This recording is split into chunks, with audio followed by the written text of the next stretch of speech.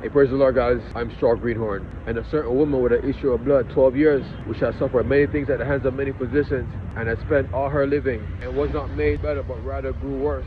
When she heard of Jesus, she came and pressed behind him, touched the hem of his garment. For she had said within herself, if I but just touch his garment, then I shall be made whole. And straightway her issue was dried up, and she felt within her body that she was healed of that plague. So here we see the approaching of the woman with the issue of blood. So just to recap, we just saw where Jesus, he went over. So first there was the storm, that he was asleep in the ship, and they were afraid. He arose and rebuked the storm and the wind, and there was a great calm. So then when he came over the other side, immediately they met him a man out of the tombs possessed with the legion. That's when he cast it into the swine, and then they fled and came into the city and told everyone, and then they came back and asked Jesus to leave. So now he didn't get to spend no time there. He really just healed that guy, and then he came back. So now here we see him coming back over, and a multitude being gathered unto him. Then straightway Jairus, one of the leaders of the synagogue, he came and said that his daughter lied at home at the point of death, and if he will come and lay his hands on her. So as Jesus was in the way, he's really in the way to go and heal Jairus' daughter. Yeah, that's when we see the woman with the issue of blood. She's kind of just, interjected herself and, got what she wanted. And this is noteworthy because if you understand, whenever we see Jesus with the multitude and somebody showing up wanting something, usually they get his whole attention. And we don't see him addressing the crowd again until after their issue is resolved. So Jesus, he was walking with the multitude, and then Jairus showed up. And then here we are, we're heading right to his house to heal his daughter. But then the woman with the issue of blood, she now showed up and stole the show. Just to understand that, whenever he was, dealing with somebody, like I said, they had his attention and nobody was able to interrupt. So, she here is the only one that we've seen, throughout the whole Matthew, Mark, Luke, and John, where Jesus, he was, already occupied with something, and then that person interrupting that to get, their issue resolved. So, you must understand what's going on here. A great multitude is about him. Yeah, we know that he's going to Jairus' house, but how many people had things that they needed, help with? How many people were seeking for something? What was it about this woman that when she touched Jesus, she didn't even touch him, she touched his clothes, the Bible says. Yet still the multitude, they were thronging him, and I'm sure they weren't touching his clothes. I'm sure they were touching his shoulders, his arms, maybe even his neck. I'm sure nobody was, stooping down to touch like his legs or knees or anything like that. Sometimes to get what it is that we're looking for, we have to look at, things like these and see why did it work out for this person. If we analyze it from start to finish, we'll get the answer. But urgency, a sense of urgency, not taking no for an answer. We saw where, the lady that I believe, was it her daughter also that lied at home sick, when he told her it's not meet to take the children's bread and cast it to little dogs. She didn't take no for an answer. But this woman with the issue of blood, it wasn't a verbal speech. It wasn't him saying no. It wasn't the crowd saying no. It wasn't her being told no. She didn't persist with verbal stuff. Persisted through a great crowd. Now, the majority of people, when they see a crowd like this, that, alright, so in this crowd, there's going to be the inner people. There's going to be the people outside of them. There's going to be the people outside of them. So there's many concentric layers of people that are each, pressing towards him. Maybe her grabbing his garment was the only thing she could reach for. Maybe after all her stretching, she probably, I wonder how many people did she trample over? Not necessarily for them losing their balance, but how many people, to turn around and look at her because she was so pressing into them. And maybe she couldn't help, but maybe that's the only thing she could get to. Maybe it was just so tightly packed, she could not get to, to touch him physically. Look at her mindset versus everyone else's. If you understand, we have different minds, we have different tendencies, we have different strengths and different weaknesses, we have different ways of viewing the world. God, he made us so diverse. Each one serves a purpose. Even though you might not understand what their purpose is, it might seem foolish to you, it might seem weird, it might seem out of the ordinary. You might have no experience or no understanding how a person could think or be like that, because you are so used to seeing your own way. And that's where education comes in. Like in psychology classes in college, we learn the importance of respecting people's cultural differences, the things that they hold true to. If you go to India, they worship cows there, right? I once had a biology teacher in high school. She was Indian, and there was a commercial, about milk, and the cows were singing, and they sang a song. We are lucky cows, we chew cud and grounds, because we're eating up our greens, it make our butter taste supreme. It was butter, not milk, butter. Now, when she came to the class, the guys, they would sing it, and she would get so offended. They were just a bunch of unruly boys. But cultural differences, respecting other people's differences. Say that to say this: everyone was there thronging Jesus. How many people had something that they needed? But yes, it was this lady. It was this lady that got through to him. Not everybody was being healed, because as soon as she touched him, as it's not said in this, but it'll be tomorrow's video, he knew that healing had gone out of him. So what does that say? Everybody that was thronging him wasn't getting healed. Or if they were, it wasn't as significant as what this lady received. Because Jesus, he felt that something happened. Alright, so let's get into these scriptures right away.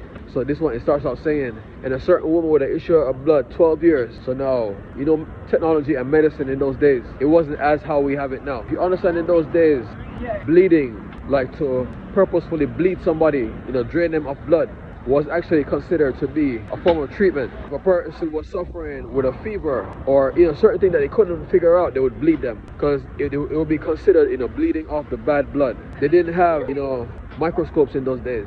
I don't think they did. They certainly didn't have blood tests for them to see red blood cell count, platelets. If you reason her issue, it was maybe like what the royal family has, hemophilia. Because it says that she felt that her issue had dried up, so she was leaking blood, so she had a platelet problem more than likely. Now how that's diagnosed is on microscopy. You take a blood sample and you look at the image, and you will see reduced platelets. If you do even a CBC, you will see the numbers. They didn't have these things in those days. Medicine back then was really hocus pocus. So she suffered with this thing 12 years, and it said that it had an issue of blood. Because if the Bible was written in those days, they didn't have these diagnoses. They put the best thing that they could. She had an issue of blood. They were correct. It was an issue of blood, which is a general wastebasket term. It's a very overgeneralized term. We have terms nowadays that's way more specific and appropriate. So 12 years she suffered with this thing. And it said a certain woman.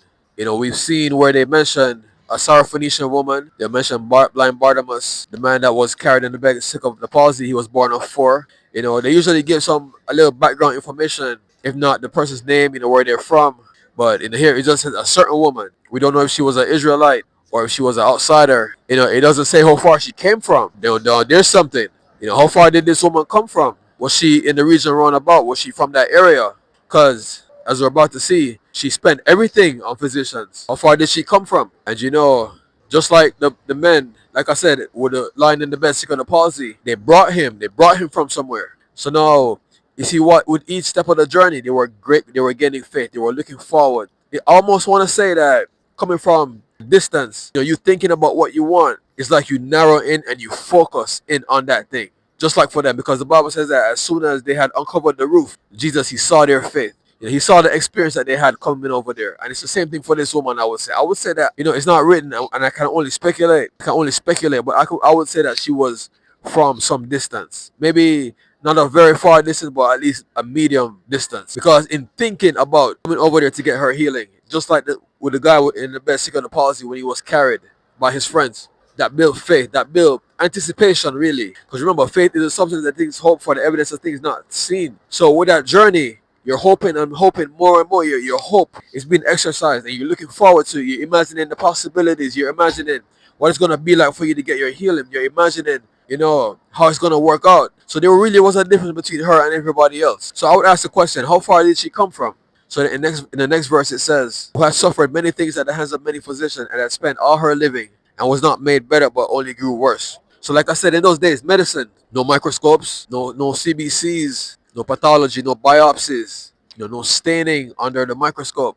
Even the understanding of disease processes was not that great. Because we have so much knowledge right now. Doctors, they learn.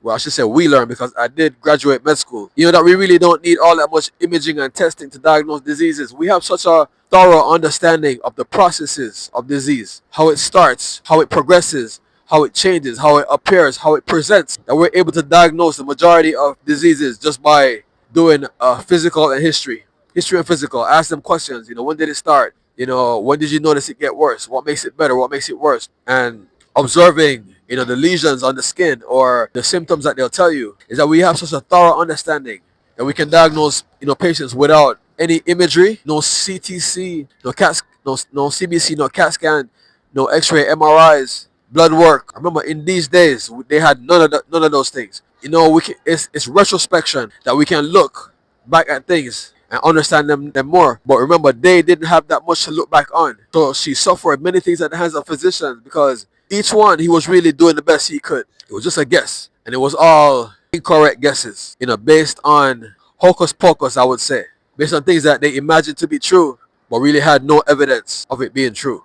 It was all just suspicions, and they were all wrong. And to treat this kind of disease, it requires very specific medication. And there's no way that was ready then. I don't, did they even have penicillin then? That was kind of the first drug that came on the scene, right? So she suffered many things at the hands of many physicians and had spent all her money. You're paying all these doctors, and none of them are helping you. What are you paying for? Is the question she should be asking them. I came to you did nothing. I came to the last 20 of you, 30 of you, you did nothing. I know you're giving me this big bill for what? You waste your time, you wasting mine, And that just goes to show you service. Jesus, he said, those that shall be great, they shall be called the least and servant of all. Because it's not going to be like it is in the world. For those that have authority in the world, they exercise control over those below them. But not so shall it be with you. You shall be servant of all. That's when he took the basin on the cloth and began to wash their feet. If you did not do a thorough job in helping this person, why are you billing them? Why are you charging them? What did you do? Why are they paying you? If you have the heart to serve, then you would not accept that money because you did nothing really. So don't accept, payment for services that you failed to deliver what was being asked. Because it said, and she was made no better, but rather grew worse.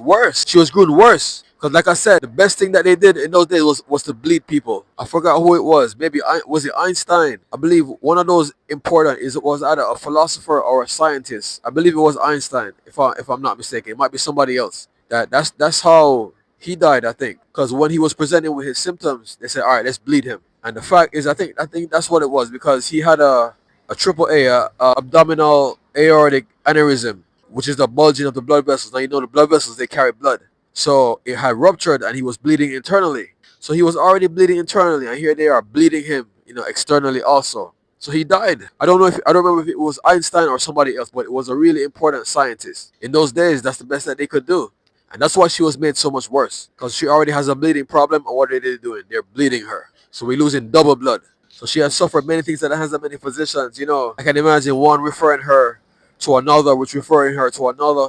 Could not these guys get together and discuss and see what it is that how you guys are destroying this lady? But then again, if they were to get together and discuss, what would they discuss? There was no literature on the disease processes. There was no, proven cure. There was nothing. If they got together, there just would have been a whole bunch of people not knowing what they were doing. In this case, numbers would not mean strength. They say that there's strength in numbers. All right, so then in the next verse, it says, and when she had heard of Jesus, she came in the press behind him and touched his garment. So, so she was really serious about this disease that she had. In old Israel, whenever a person had a certain uncleanness about them, they would get put outside of the camp. And if not that, then they would be labeled as sickly. It was a negative reputation that they would receive. They would be labeled unclean by the priests, which means they were not allowed to be around people. And we each are human beings. We want to be loved and we want to be accepted. But with this disease, she was not loved and accepted. And she took her healing very seriously. She was always searching, as you can see. And now it says, when she heard of Jesus, she came in the press. And she touched his garment. So you know that she's well determined and driven. She's actively seeking for this thing. The Bible says, seek and you shall find. Knock and the door shall be open unto you.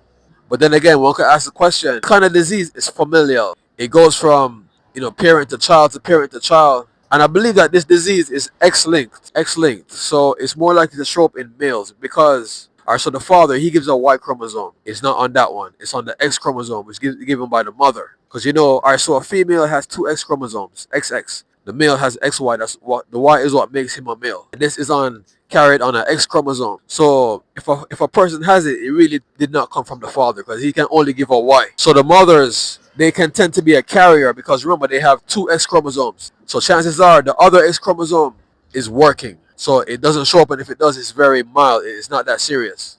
So female can be a carrier, but if it shows up in a male, it shows up because it's the only X chromosome they have. They don't have a second one like the female does. They have two X chromosome, two X, XX. So when she heard about him, so she's keeping her ears to the ground, willing to try anything. And that's how she suffered many things at the hands of many physicians. Because one would recommend the next one, who would recommend the next one, and then maybe, a random person will come up to her and say, well, Dr. So-and-so over across the way over there, He's really good at what he does, so maybe you should give him a try. And she being so desperate for her healing.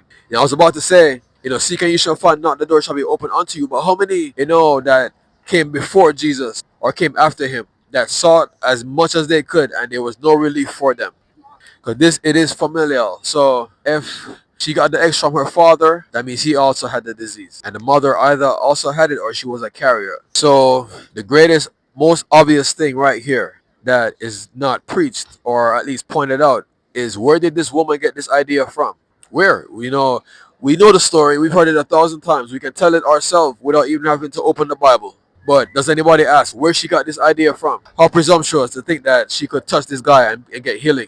Who said that was a thing?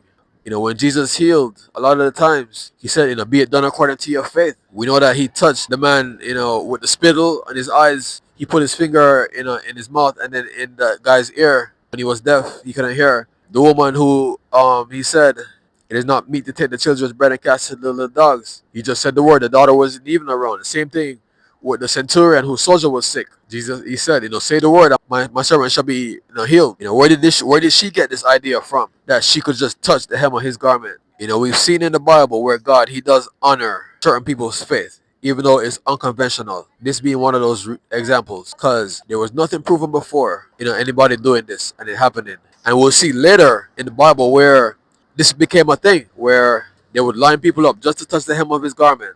Abraham, when Lot was kidnapped, by the 5 kings, and Abraham girded up his servants and they went and rescued Lot and they defeated these 5 kings. When he met Melchizedek, he gave him tithes, 10% of everything that he got from the king, the spoils of war. And you see now, that's officially a thing. That's why we pay tithes, 10%. 10% of our earnings, it goes to God. So we'll see in the Bible where a person will do something and then it becomes a thing officially. Eyes, like I said, being one, and now the touching the hem of his garment.